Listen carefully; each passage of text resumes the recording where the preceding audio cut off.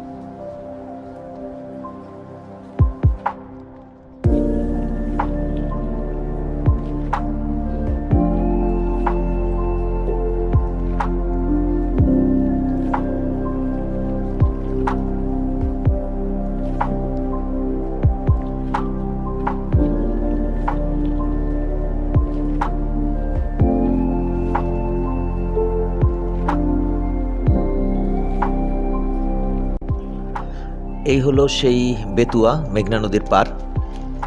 আমরা লঞ্চ ঘাটে যাচ্ছি না, কিন্তু নদীর পাড়ে যেই জায়গাগুলোকে সরকারি উদ্যোগে ডেকোরেটেড করা হয়েছে, একটু দৃষ্টিনন্দনী করা হয়েছে, আর এমনিও যে কোনো নদীর কিনারা সবসময় সুন্দর হয়ে থাকে, এটা হলো আমার ব্যক্তিগত মতামত। আমি দেখেছি যেখানে পানি, গাছপালা, ঢেউ থাকে, সেই জায়গাগুলি সুন্দর হয়। আর ভোলা ডিস্ট্রিক্ট হিসাবে তো আমার খুবই পছন্দের, আর এছাড়াও ভোলা অত্যন্ত সুন্দর জেলা। তো এই জায়গায় যে ডেকোরেশনগুলো এখন দেখতে পাচ্ছি আমার কাছে অসাধারণ লাগছে। আমার মনে হয় যে কেউ এখানে 2-3 বিকাল অথবা রাতের বেলাও কিছুটা সময় কাটাতে পারবে, কিছুটা না, এবং মানে বোর হবে না। আমরা এই জায়গাটায় রাতের বেলা এসেও সময় কাটিয়েছি। যাই হোক, জায়গাটা দেখতে থাকি আসলে কেমন আর কতখানি ভালো লাগে।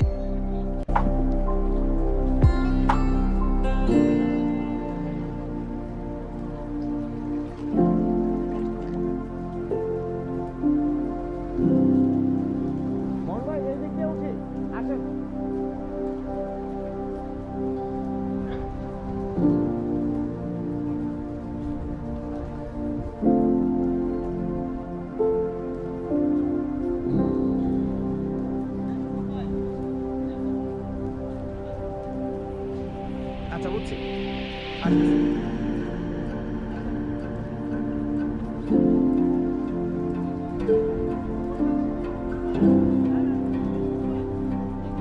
না না, হাঁটে আসতেছি।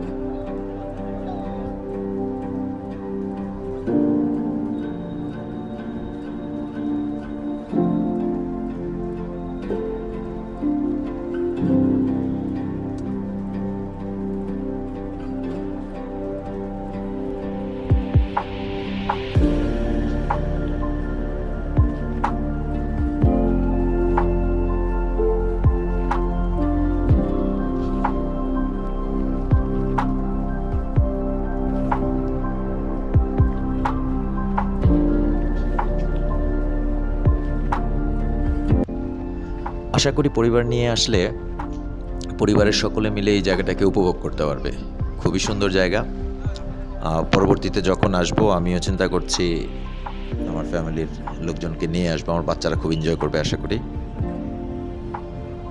আজকের ব্লগটা এই পর্যন্তই। বরাবরের মতোই দোয়াতে স্মরণ রাখার অনুরোধ করছি। ধন্যবাদ। আসসালামু আলাইকুম রহমতুল্লাহ।